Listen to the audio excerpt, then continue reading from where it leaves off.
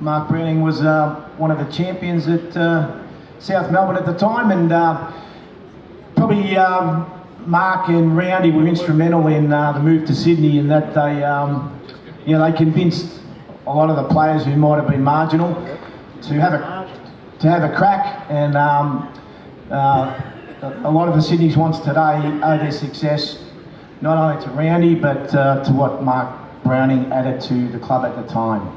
So put your hands together for Mark Browning. Thank you, Shane. Fantastic to be here. Great that none of us have changed much in the last 40 years. Not one little bit. And I haven't seen some of you for 5, maybe 10, maybe 20, maybe 30, maybe 40 years. But I don't think Greg Lambert is Brycey here today? No. Okay, so as a skinny 17-year-old, I used to stir Gary Bryce about losing his hair. And he said, well, I think you're going to lose your hair before I'm going to lose my hair. Now, as you can see, I haven't had much luck with the hair. Now, I think Brycey's still got some, Greg? Right, so it must be to do with the way he's parted his hair for the last 50 years. And I must have got it totally wrong.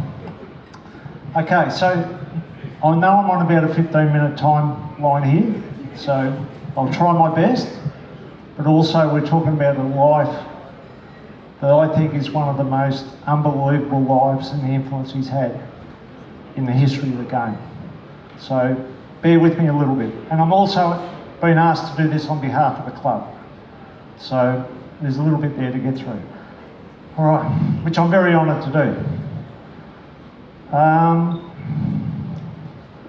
So what I'm going to do is use the club song, because I think our club song is one of the best, well, I think it's the best club song, but also captures all the eras of the South Melbourne Sydney Swans Footy Club, which I think, as we know today, it's one. It's the most important thing. So the first line, of course, is cheer, cheer the red and the white. Now, I often thought about, why isn't it white and red? Why is it red and white? Because white and red just doesn't sound right, does it? But I think the red goes with the blood. It goes with the blood, it goes with what's in our DNA. It's just the thing that really bonds, whether it's the players, the supporters or whatever. It's the most important thing. Now, these are my photos. I think this is a ripper. This is when we first got to Sydney, and we're sitting on, and Big Baz has been asked photo on the hill. That's the Sydney Hill, now with grandstands, which we'll see a little bit later. But when we got to Sydney, it was like, oh, geez, we're on our own. Baz sitting on the hill thinking, what the, oh, I won't say that. What are we doing here? He's looking across at the SCG members, the ladies stand, the barongal, all that on the other side of the ground. The beauty was, we had a capture, we had a crowd that, you know, the Sydney Cricket Club members were used to going to the SCG. If we could win enough games, they were going to come, there's no doubt, because they were used to coming there. So what role did Barry play in all that? And quite often when they talk about the history of the club, different people say, oh, you know, different players, different whatever. I can tell you now, without Barry, the thing wouldn't have worked. He was the glue. He was the guy, and people often say, yeah, well, he was probably the good guy, I was a bit of the antagonist, but that's okay, I'm happy with that. But the one thing him and I always had in common was, the most important thing was the red and white of the jumper, and for us to keep the history of the club. And even when we went to Sydney, at different times, different people come and said, well, maybe we should change our jumper to the New South Wales colours. You know, the state of origin, the rugby league, whatever. And I can tell you, everybody in this room, that was absolutely non-negotiable. The red and white was part of our DNA. There was no way known anyone was going to change that jumper. And I can tell you, the big thing Barry didn't want to happen was us to amalgamate with another club in Melbourne. Now, we've all seen the famous story of Don Scott and Melbourne, Hawthorn. Well, that's how Barry felt about it. He did not want the club to amalgamate. And yeah, players fell in line, but I can tell you now, without his passion, whatever. Now, who knows what might have happened? We don't know. No one can tell what might happen. Hopefully we would have survived in Melbourne in our own right. But you can't, what we say, the success of the move is history in itself. And the most important about the history of the move, I think, is the amount of bloody finals all those blokes have been playing in. I am so fucking jealous. Like Barry Round played one final for the Swans. Peter Bedford played one final, correct? Peter? All right. The great Bob Skilton played one. All right. My dad reminded me when I retired in '87 that I was lucky because I'd played more finals than any player in our history since the 1930s. I played in 5. How many of these blokes playing now? Mickey O and all these guys. 30 to 40. 55, yeah, 30, I don't know what it is, but it's unbelievable. So, and as players, that's what we wanted to happen. We wanted that to happen. Okay, so this one I love. This one I love. My dad played for South, Freddie Goldsmith. Now, he was as close to Barry Round, Peter, in likeable, that I know. People love Freddie Goldsmith. He was from the 50s. He was a full forward who went to full back and won a Brownlow medal. Correct, Peter? All right. So then we got the legend in the front, Peter, who was early, so I'm talking 50s, now we're going in 60s, early 70s. We've got Skilts, who's the glue, and you know, we know Skilts is struggling at the moment. But through the 50s, 60s and 70s, we've got Roundy through the 70s, well, he played for... One thing you always knew with Barry, if he kept repeating what he said, was pretty important to him. The amount of times I've watched more YouTube in the last month than I've ever known. I know more about the bloody Williamstown Footy Club than I know about the Swans, which is great. But he often used to say that he played through 4 decades, the 60s, the 70s, the 80s and 90s. But he's won it in 81 at 31 years of age. I'll get into the Brownlow in a minute. And Gerard, of course, who was 87. So the connection's all the way through there. Okay, so where are the club now? Next. All right, so have a look at this. This is what we've now got as a home. So just think for 30, 40 years, we've been nomads. I was just thinking quickly before about 82 when we moved to Sydney. Well, that meant we actually played our home games in Sydney, so we didn't have the luxury of after matches and so forth at the Lake Oval. So we missed out on that, and when we come back, played in Melbourne, it was away games. Then when we moved in '83, it was the exact opposite. We played our away games in Sydney, but then we come to Melbourne. So the ones that did it really tough for the families. The players were fine, we were all playing footy. But, you know, I really felt for the wives, the girlfriends, and all that. It was amazing times. I want you to think back to the first photo of Barry sitting on the hill. What occasion's that? Buddy's 1000th goal. Is Bazza sitting on the hill by himself? No way. Here it is. But you know what? The beauty about this photo, I think Peter would agree, that occasion would be exactly the same as if it was in Melbourne. The support for the Bloods is national. It's not Sydney, it's everywhere. And that one, the best part of that story I love was the fact that the players couldn't get bloody back over they had to walk around the outside of the ground. Well, Jesus, in the old days, if people were in the ground, we used to lock the gates to keep them in. So anyhow, I think that's an amazing photo. All right, so that's the first line. Sorry, I'm not going to be forever, but I think it's important.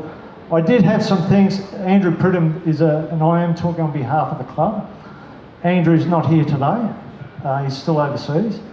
But just a quote from recent stuff on the website. Barry is a true Bloods champion and will always hold a special place in the history of the Swans. The club extends its deepest condolences to Barry's children, David and Natalie, his grandchildren and his partner Jenny, and his extended family. The thing I liked was that notably, Barry was a unifying figure who always identified the positive and everything about everyone. I think that summed him up pretty well. And just quickly, Richard Collis, unbelievable what Richard, apart from probably Craig Kimbley, I think Richard Collis has done an unbelievable job for the Swans. And the same thing, the game in Sydney and New South Wales has been checkered existence since 1877. Without the influence of Barry and others, there's certainly the game wouldn't be where it is today. Always a champion. In the benefit of 40 years hindsight, who saved who? By that, quite often people said that the AFL or VFL saved the Swans.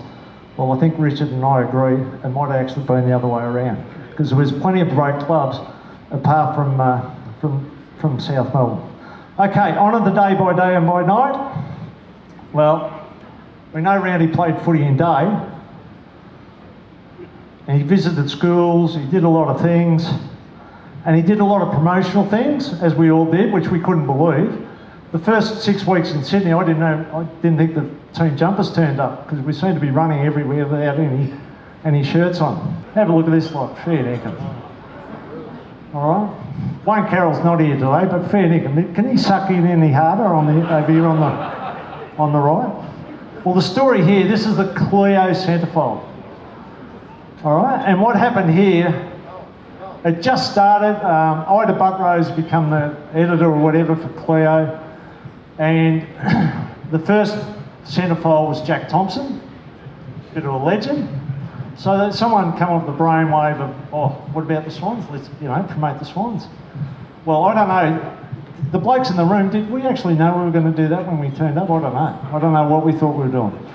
Anyhow, the beauty was Roundy was late getting there. And of course, they're looking at the rest of us thinking, what the hell are we going to do with this lot, And all of a sudden, they've got us all nearly ready in spots, and Roundy's walked in and taken the shirt off, and the camera crew and everyone's looked at each other and said, how about we send the rest home and we just take a photo of Roundy? Which was pretty true. All right, so night. We know he loved nights. He loved functions. He loved gatherings, I call them. So who can remember the after-match functions at the Lake Oval? My godfather. It just kept going. You had the Bloods group, which some of the guys are here today. I think you had the Southerners. Peter, was that Ray Watson? You had the trainers function, which was Jock Bartlett and all those guys, and the umpires. I think Jock used to sway who was going to get Brownlow votes at his functions. And the silver tray that we used to get as a 100-game player from the trainers was something that we all aspired to get. You had the social club over there, and you also had the official aftermatch. My godfather, you couldn't get out of the joint. And then after all that, you'd either go to a local pub or someone's house. Gatherings. Well, gee, didn't he love a gathering, Roundy? So what was a gathering? A gathering could be at a pub. And as I say, he loved shopping local. He didn't used to wander very far, so it could have been at Willie, just with a group of mates, and in later years, certainly on the Gold Coast, either at Burleigh or a surf club along the coast. Or it could have been on the Murrumbidgee with the great Colin Hounsell here and his old man organising the lobstering trips. Or the footy trips overseas. And Zebra's told about one story, and I could tell another one, which I'm not going to tell about. In Thailand, I think it was. Somehow Dougie Coleman, myself, and Roundy ended up at the police station, and all Roundy said, it's all right for you blokes, but I can see the front page of the Melbourne Truth now. Brownlow medalist in jail in Thailand. Anyhow, but he had some favourite functions. The 200 Club is an example, and there's a lot of players from other clubs here today, so thanks for coming. It's a sign of respect, and it goes both ways. But one he loved, which I don't think it even happens now, does it, Simon? The 200 Club. All right, so he loved the 200 Club. I loved it because it's one of the few clubs I'm in. But anyhow, that was good. But one year his knee was absolutely shot, and as we know, it was shot for about 30 years. But we're in the city, and Bernie was there that night, and we get to the end of the function, everyone goes, oh, where are we going now? And Randy goes, well, my knee's shot. I'm only going about 100 yards up the road, wherever the closest pub is. And every person in the room said, well, if that's where Randy's going, that's where we're going. And off we went. And I think that's a sign of respect. Love the Brownlow, love the Swans, Bob Skilton medal night, which were terrific. And the one he loved, and I think the club did a really good job, was the Best Clubman Award. So there's no grey area with that. You had to be the best. And that was Barry Round. He was the best clubman in the history of the club. And the club got that 100% right. Okay, lift that noble banner high. If you read up what the definition of noble, it is fine personal qualities, and you can't fault that. Noble, that's Barry. You can see him in past eras or back right, I don't know about riding a horse with armour and all that stuff, but he's noble. The club put players into categories these days: legends, champions, team of the century. And I'm thinking, I'm looking for another word. What other word? And people see him as a bit of a saviour. I think the word hero. And when you look up the definition of hero, it's a person who is admired for their courage, outstanding achievements, or noble qualities. There's the word noble again. But in the end, he's in his own category. He's Barry Round. That's who he is. Okay, shake down the thunder from the sky. Never a dull moment. The era when Barry started, and I'm like everybody else, when he walked into the South Melbourne Footy Club, I'm thinking, my Godfather, where'd this bloke come from? He's unbelievable. I couldn't believe the size of him and his ability. Incredible. We had some great times. And we're on the cusp. You know, we played finals in '77, which was incredible. The win against North Melbourne in the last game of the year out at Arden Street. So we beat the Premier on their home ground, and we had to win to make the finals, which we did. And those dirty, rotten Richmond blokes, is there any here? Cleaned up teasers them the next week, and that early in the game, and that was the end of us. So the Lake Oval, all that stuff, fantastic. But just think about it. Never a dull moment. We changed cities, changing boards, coaches, players coming, players going, some coming back, financial issues. Stewie talked about no pay. Well, geez, that was all the time. And through all this, he was the glue. Okay, what though the odds be great or be small?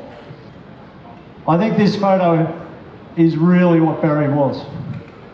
When you think the boy from Warragul played 328 games, 293 goals, 2 best and fairest, probably should have won more. The one he won in 79, the best and fairest, I think he beat nifty Neville Fields and myself by about 90 votes. I think he was a bit dirty. He'd never won the Brownlow that year. He never said it, but I think he was a bit dirty. And of course he won the Brownlow in 81. Now I just want to quickly touch on the Brownlow, because I think this is important. Does everyone realise only 10 ruckmen, sorry Simon, you missed out, only 10 ruckmen have won the Brownlow medal in the last 75 years? 10. Okay? Any idea who the last one was? Scotty Wine, 1992. It's bloody 30 years ago. The last ruckman won a Brownlow medal. But the important thing here in relation to Barry was 6 ruckman won in the period from 1972 to 81.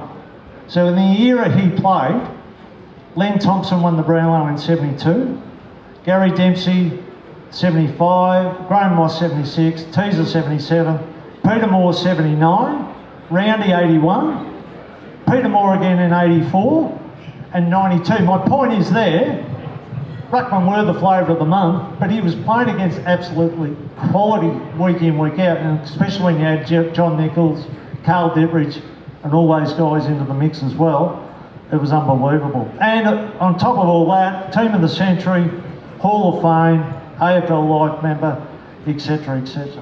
Okay, quickly, I know I've got about 5 minutes. All right, playing ability. Playing ability. Now I work in talent, so I often think, what would I write if I'm talking about Roundy? No doubt you'd never took, marking was his #1 strength. And the reason for that, he never took his eye off the footy. He used to just keep, he never had a great leap, but he would always, excuse me, we have a bit of quiet. Richard Collis told me to do that if people were yapping, so thanks Richard. He never took his eye off the footy. Now we talk about his kicking, but remember, he kicked 293 goals in 328 games. And I actually think he was ahead of his time. Because he used to hold the ball, I used to say at 2 o'clock, which is up here. All right? And people often talk about kicking, and that's one thing I could do, was that you would guide the ball from your hand to your foot. Well, Barry was actually the opposite. His hand would stay stationary and his foot would come to the ball. Now, have you ever tried doing that? Like getting it up here? Anyhow, so his kicking, he's actually opposite foot kicking was bloody good, and he did kick multiple goals over in a number of games. And I can tell you, he could handball both hands because I used to get around the back quite often and get plenty on the left. Specialist at it. All right, he had great skills both sides. He was clean hands, had incredible endurance, courage and game sense. Don't underestimate his game sense. He used to play where the game was fat, the ground was fat, as I call it. It's easy to sit down the goal square where the funnel and the ball comes to the funnel, but it's around the middle of the ground where you have to find the footy. And the other one he did, which I still look for kids today, he used to land where the footy landed. So he'd be up and he would naturally run and land where the footy was. He didn't do the Alistair Lynch, throw his arm back and go, where's the footy? He landed where the footy landed. Right, and he was durable, 328 games in 18 seasons. Just think, comparison, Paul Kelly, who I love watching Paul Kelly. Love him. He had over 30 operations in his footy career. I don't think Roundy had one. He was petrified of it. Oh yeah, I'll be right, and away you go. He missed a game in 82. I actually had to check and make sure he didn't die then. Because we actually kicked 30 goals that day. And he didn't play. Incredible. But he trained hard. He trained hard. Pre-season training was just a Caulfield race course, running with Joe Tolman, and the clubs would have loved it because, hey, there's no science about it. It was just a pair of running shorts. Bare feet, running shirt, no nothing. Just go and do your work, a couple of beers on the way home, and that was it. And build up relationships with a lot of players from other clubs. Swans will go in and win overall. Who can forget that first game in Sydney? Just quickly. I don't know if that's that, but that's the one I could find. All right, I love playing. Roundy was captain, I was vice captain for long. I love running out behind Barry Round. His energy was unbelievable. I don't know how people actually buy horses just out of the bloody yearling stalls and you haven't seen them be able to run or do anything. So with Roundy, if he walked around a sales ring, you'd think, geez, he's got something, but I'm worried about his gait, I'm worried about this, worried about that. But I can tell you, the players would jump on and run behind him because in the warm-up in the rooms, we had more people in the rooms than we had players. He would just bristle, but he had this calmness about him. It was like, it'll be okay, guys. We've got this. And he just would compete. So the other two that stood out for me, I loved the preliminary final. When I say Swans, 96 preliminary final, I think, was a watershed night for the Swans. It was an important event. Richard, with his board, invited a lot of the former players and everyone back. We had an amazing night. We won by a point. We played in the grand final the next week. And the other big one for me, when against the odds, was the Swans at Arden Street, North Melbourne. Okay, while our loyal Swans are marching onward to victory, the night premiership. Okay, everyone thinks Roundy's pretty happy. Well, he is. One, we've won a cup. All right. Two, he's got hold of the jumper. But I can tell you the main reason, because as all the boys know, the players know, you never got paid for playing day games much, let alone playing night games. But the deal was, some of the prize money went to the footy trip. So we were pretty chuffed because there was plenty of money going to the footy trip for that year. But that was an incredible night. I love this because when he finished at the Swans, it probably didn't quite finish the way, you know, it wasn't the ideal ending. He went to Willie. Willie won the premiership the year before Wheels, wherever Terry Wheeler is. They won the premiership the year before. They decided they wanted to have a youth policy from that point on. And all of a sudden, Roundy waltzes in at 36 years of age and goes, oh, I want to play for Williamstown. And to me, it's like me seeing my kids. When I saw Barry Round at Williamstown, I'd go to the footy, I'd drive away and I go, he's happy. He is in his perfect spot here, and I'll leave the rest of the Williamstown guys to say.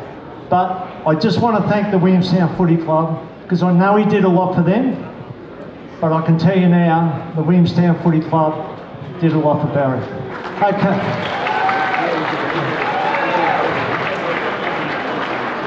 Right, I've been told not to make anyone cry, so this is the last picture, and I'm nearly done. Barry, I'm talking to the big fella now.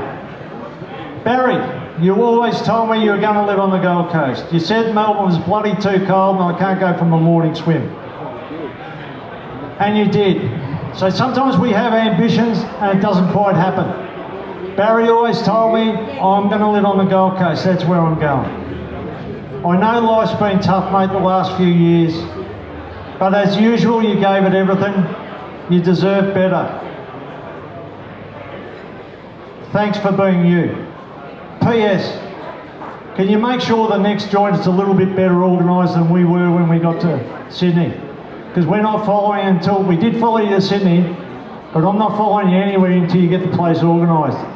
And some new arrivals from 2022 might need a bit of knocking into shape. Namely Shane Warne, Rod Marsh, Andrew Simons, Billy Picken and Jim Main, and of course little Kenny Williams. I can't believe Kenny Williams lasted as long as he did, because Plucker nearly killed him, and I don't know what year was that. Kenny was stirring him up, and Plucker's run into the goal square and let this barrel go, and it nearly took Kenny's head off. Anyhow, just in finishing, love always, mate, from everyone. Thank you.